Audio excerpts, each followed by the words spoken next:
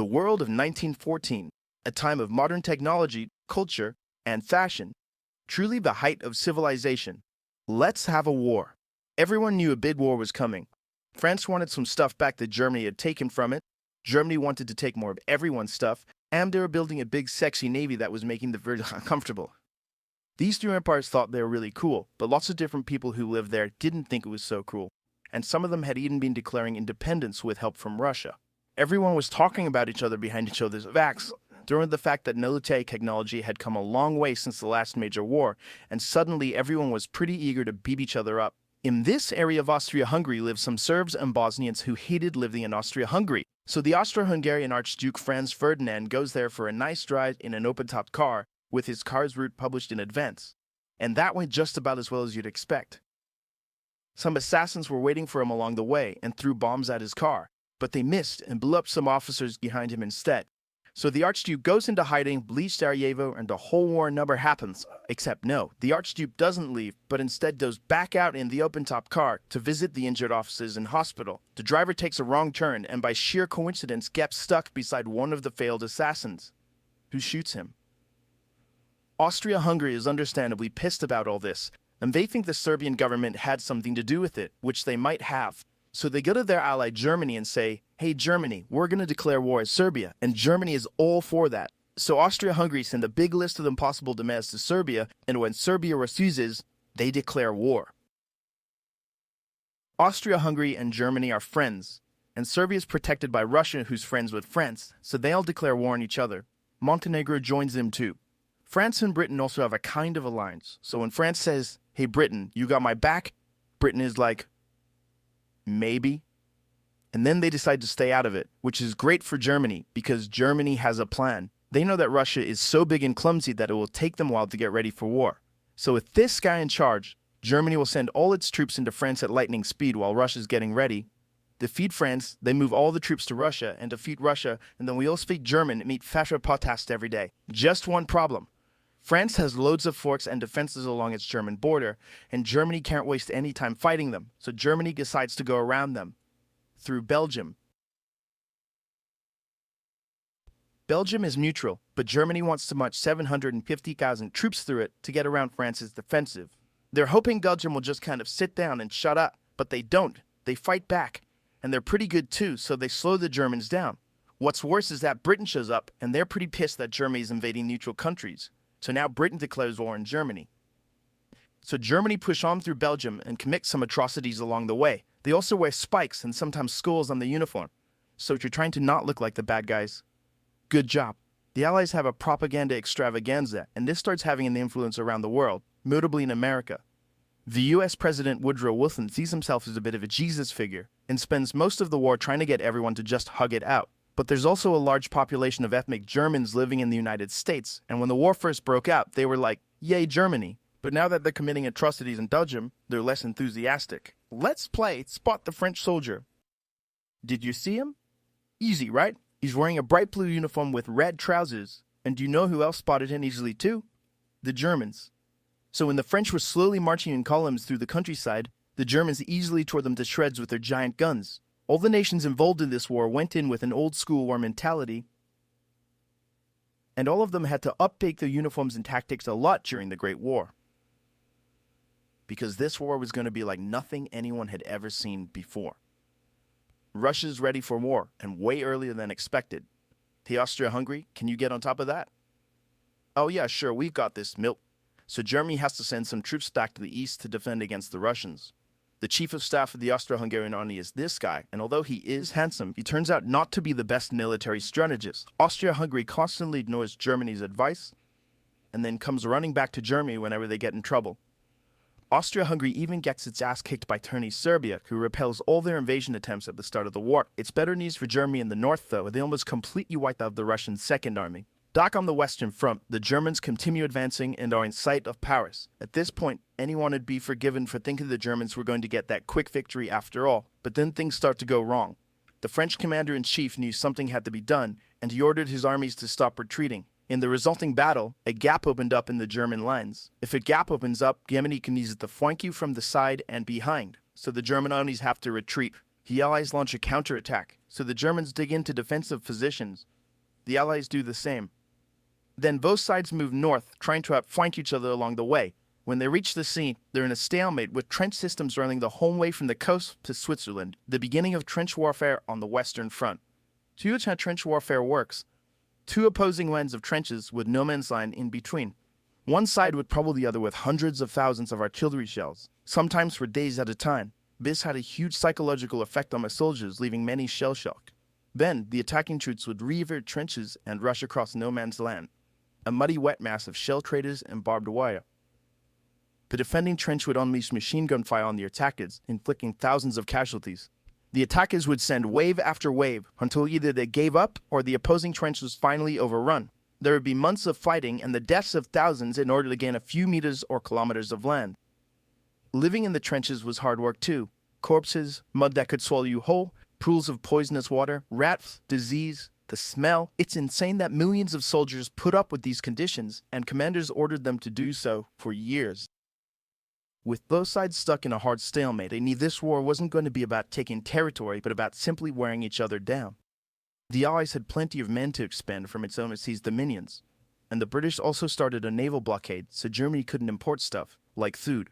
Neither side really wanted a long grueling war though, so they both thought of ways to break to deadlock on the Western Front, WW1, New Frontiers. When the war first broke out, Australia was quick to take German New Guinea.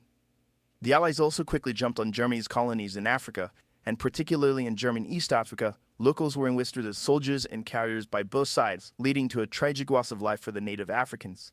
Some new combatants entered the war as well. The Allies' new friends were Italy and Japan. Japan was busy building itself an empire, so it was more than happy to take away German islands and colonies in East Asia. Italy actually had an alliance with Germany and Austria-Hungary before the war, but after some tense relations, and then the Allies promising to give them some of Austria-Hungary stuff, they switched sides. Italy opened up a front in the mountains here, but like everyone else, they were stuck in stalemate for most of the war. The Central Powers' new friend was a struggling empire in the Middle East. The Ottoman were divided on whether to actually join the war or not, since they had been exhausted by the recent Balkan wars. Some of the politicians who did want to join went off on their own and fired some shells at Russia. And men came back and said, "Whoops, looks like we're at war now." The Ottoman entry into the war was of particular concern to the British, since the Middle East was full of oil, and Britain wanted all of that oil. First, the Ottomans tried to attack Russia in the Caucasus Mountains, but they weren't prepared for the cold, and many of them froze to death. Then they crossed miles of desert to take the Suez Canal from the British, but that failed too. Then the Allies tried to take the Dardanelles at Gallipoli in a long and hard trench warfare campaign, but that also failed. The Ottomans blamed their initial losses on the ethnic Armenians living within Ottoman territory, and the resulting Armenian genocide led to the deaths of 1.5 million people.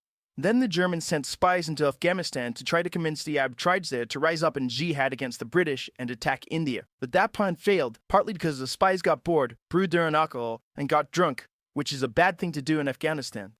All these new frontiers hadn't done much to change the war. Aware that the Allies had more men and supplies than them, the Germans knew they had to do something to break the stalemate. Before the war, there was a big conference that set out the rules of modern warfare. No chemical weapons, no killing civilians. Basically, don't be jerks. The Germans held a meeting and decided to be jerks. Zeppelin air raids commenced over British cities. They also started attacking the Allied trenches with chlorine gas, and they used submarines to sink civilian ships. One such civilian ship was the Lusitania, which had 159 Americans on board when it was sunk, further swaying U.S. opinion against the Germans. Not to be completely unfair to the Germans, the Allies also engaged in chemical warfare soon after, and they had been hiding anti-submarine weapons on their civilian ships, which let the Germans justify their attacks. Meanwhile, Austria-Hungary still hadn't dealt with Serbia, so the Central Powers enlisted some help. Bulgaria wished it was bigger and was still bitter about losing the Second Balkan War. The Central Powers promised to make all of Bulgaria's wildest dreams come true if they helped, so they signed on, and together they knocked out Serbia. The Serbian troops retreated through Albania, which was neutral but had some ties to Austria-Hungary, so Austria-Hungary entered Albania in a friendly invasion to chase down the Serbians, many of whom escaped by sea.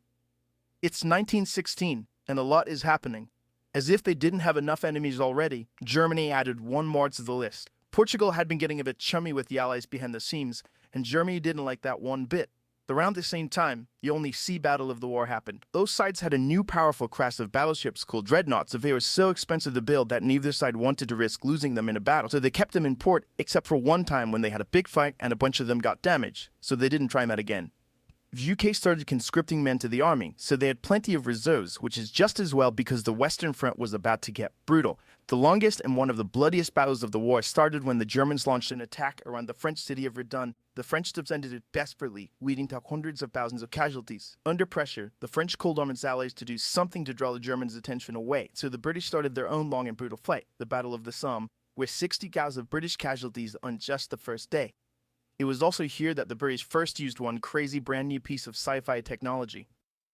The Russians had been getting pushed back further and further into their own territory, but in response to the French call for help, it began a huge offensive, and did really well until they ran out of supplies and got stuck. Seeing how well the Russians had been doing, Romania decided now would be a great time to jump in and win the war, and then they got pounded. The Greeks were fighting amongst themselves about whether to join the war or not. The king liked the Central Powers, while the Prime Minister wanted to join the Allies. After a brief national schism, during which the country split into two, became finally abdicated and the country reunited. With Allied help, they began a new offensive. In the Middle East, Russia was pushing into Ottoman territory from the north. The British had also made a landing in Mesopotamia to protect Persia's oil fields, and they'd also sent a small army up the Tigris River to try to take Baghdad.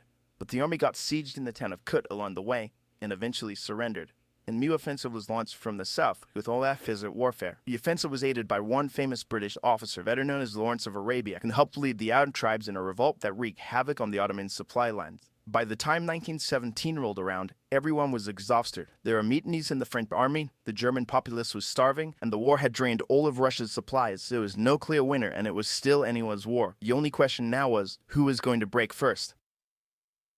And the answer was Russia. Tired of not eating and mad that a crazy magic homeless guy was calling some of the shots, there was an uprising in Petrograd complete with riots and strikes. The riots turned into a full-scale revolution, and a new government overthrew the Tsar. Then a few months later, the Bolsheviks overthrew the new government, and they pulled Russia out of the war. This was great news for Germany, who now only had to focus on the Western Front. But there was still one problem. The pesky United States of America was looking increasingly like it was going to join the war. America had been selling supplies to the Allies throughout the war and was getting super rich off the back of it, meaning it was in fantastic shape and was dangerous to the Germans. So Germany sent a telegram to Mexico saying, wouldn't it be crazy cool if you guys attacked America? But the British intercepted the message, showed it to the Americans, and that was the final straw. American troops began shipping out to Europe. This is terrible news for Germany, and they knew their only hope now was to force France and the UK to surrender before the fresh American troops arrived. It was now or never, so they started one final attack. They converged their troops and hit hard of the Somme and pushed the Allies back. They hit a second time for the north, then again and again. With each hit, the Germans were spending more and more resources, while the Allies were getting better and better at repelling their attacks.